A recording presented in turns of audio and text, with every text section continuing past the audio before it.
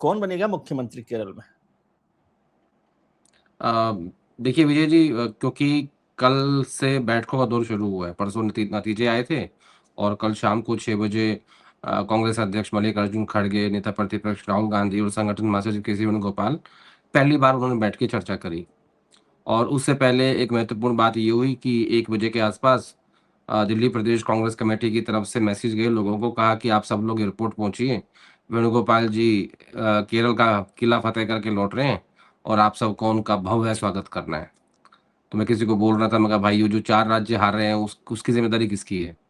अगर एक राज्य की जीत की स्वागत वेणुगोपाल साहब करना की तरफ से। है, वेणुगोपाल साहब के करना है, तो वो भी तो उन्हीं की ज़िम्मेदारी थी, बाकी 4 भी। लेकिन मैं आपके सवाल का जवाब दूँ, उससे पहले मुझे पहली बार ऐसा प्रतीत हुआ इस चुनाव में, ख़ासतौर पर केरल के चुनाव में, कि कांग्रेस पार्टी को पिछले 7 साल में पहली बार संगठन महासचिव मिल गया है। क्योंकि वो एक-एक व्यक्ति के घर जाके बागियों को बिठा रहे थे, मना रहे थे रूठे हुए लोगों को।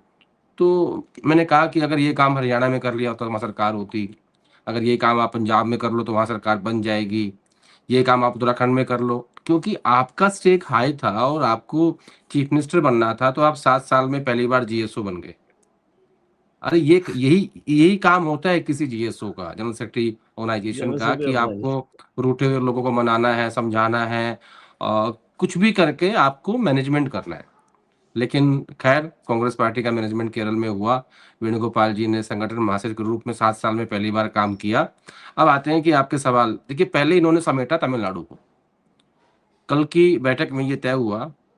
दरअसल तमिलनाडु की मैं चर्चा करूँ उससे पहले आपको ना इसका बैकग्राउंड बताता हूँ, इसका बैकग्राउंड है क्या? ये हुआ जी, क्या? तमिलनाडु पे बहुत तो चर्चा हो रही है कांग्रेस को लेकर। चुनाव से चुनाव से पहले की बात है, एक बैठक बुलाई गई 10 जनपद पे, जिसमें खड़गे साहब की कोशिश हुई कि नहीं इस बैठक में सोनिया गांधी भी बैठे। क्योंकि वो उस बैठक की बारीकियाँ समझ रहे थे और वो जानते थे कि इसमें क्या होने वाला है और राहुल गांधी क्या फैसला करेंगे। तो उन्होंने जानबूझ के वो बैठक सोनिया गांधी की मौजूदगी में बुलाई। 10 जनवरी में बैठक हुई, वेणुगोपाल थे, राहुल गांधी, सोनिया गांधी और खड़गे साहब। तो 28 सीटों का ऑफर दिया तमिलनाडु में डीएमके ने कांग्रेस जी। पार्टी को, जो कभी 40 प्लस सीट दिया करती थी। तो राहुल गांधी ने ये कहा था कि नहीं इस बार हमें सीटें ज़्यादा चाहिए, हमें मंत्रालय में हिस्सा चाहिए, हमें बोर्ड एंड कॉर्पोरेशन में हिस्सा चाहिए, ऐसे हम अलायंस नहीं करेंगे।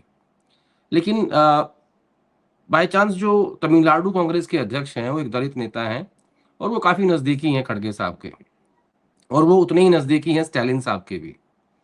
तो इसको मैं ऐसे कहूँगा कि ये सेटिंग डॉट कॉम का अलायंस हुआ। खड़गे साहब ने इस बात का फ़ायदा उठाया कि सोनिया गांधी उनकी बात नहीं मोड़ेंगी और फाइनली वो 28 सीटों पे ही अलायंस हो गया, राहुल गांधी कुछ कह नहीं पाए। राहुल गांधी की एक आदत है, वो हमेशा ये कहते हैं कि अलायंस के मामले में या कोई बड़ा फैसला लेना हो कि भई आप प्रदेश कांग्रेस कमेटी के नेताओं से बात कर लीजिए, जो सबकी उनकी सहमति ठीक है। होगी हम उस हिसाब से फैसला लेंगे। जनरली ये उनका स्टाइल है काम करने का, जो मैं अक्सर डिकोड करने की कोशिश करता हूँ। अब जैसे आपने सवाल पूछा केरल का, तो अब वो ये कहेंगे कि विधायकों से पूछ लीजिए वो क्या चाहते हैं, उसके बाद हम अपना फैसला देख लेंगे। तो ये उनका एक कल्चर है, वो इस पे बिलीव करते हैं।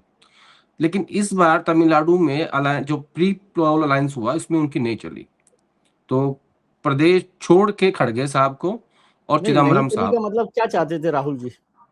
राहुल जी चाहते थे कि अलायंस विजय के साथ हो, क्योंकि प्रदेश कांग्रेस कमेटी चिदम्बरम साहब और खड़गे साहब को छोड़ दीजिए।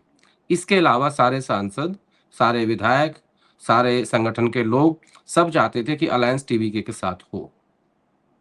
लेकिन खड़गे साहब ने क्योंकि कोई बात कह दी और वो अपनी बात मनवाना चाहते थे सोनिया गांधी के ज़रिए, तो उनकी बात को मोड़ा नहीं गया, क्योंकि वो कांग्रेस प्रेसिडेंट हैं। और उसका खामियाज़ा आपने ये भुगता कि कांग्रेस पार्टी की सिर्फ 5 सीट आई। अगर आपका टीवीके ने विजय ने जो कांग्रेस पार्टी को ऑफर दिया था, वो 70 सीट से ज़्यादा का ऑफर था।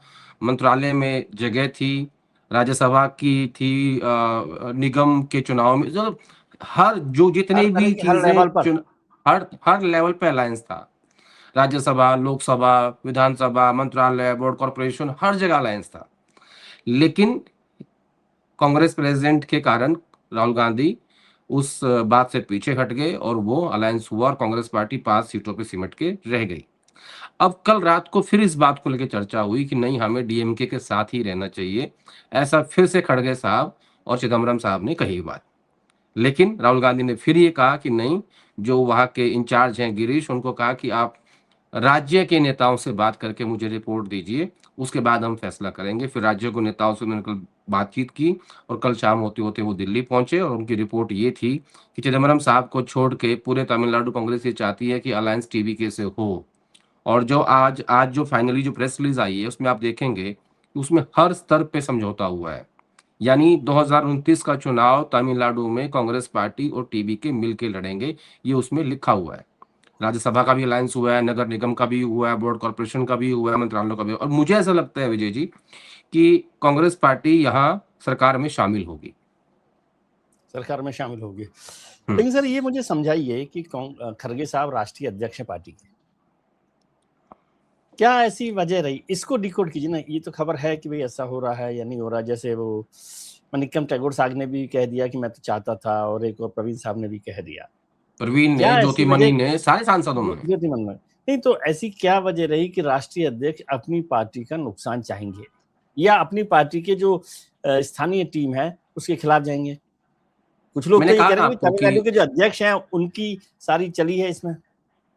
विजय जी, आपका तजर्बा मुझसे ज़्यादा है राजनीति में, राजनीति को देखने का, कवर करने का। कुछ बातें कम कही जाती हैं, ज़्यादा समझी जाती हैं, आप ये भी जानते हैं।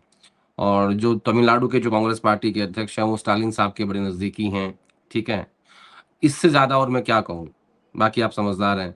वो कहते हैं ना कि चिट्ठी को तार समझना। चिदम्बरम साहब तो तमिलनाडु की राजनीति को जानते चिदम्बरम हैं। चिदम्बरम साहब के बड़े नज़दीकी रिलेशन रहे हैं पिछले इन सालों की राजनीति में डीएमके परिवार के साथ में, और ऐसा कहते हैं कि डीएमके के बगैर वो जीत भी नहीं सकते हैं लोकसभा चुनाव, या उनके बेटे। तो उनके व्यक्तिगत रिश्ते हैं, वो एक अलग बात है, लेकिन हो सकता है कि खड़गे साहब इस टीवीके की लहर को भाप ना पाए हों, उन तक वो रिपोर्ट ना पहुँची हो कि नहीं इस तरीके का लोग प्यार देने वाले हैं विजय को या उनकी उनकी पार्टी को। तो कई बार राजनीति में भूल भी हो जाती है, तो हो सकता है कि ठीक उनसे है। भूल हो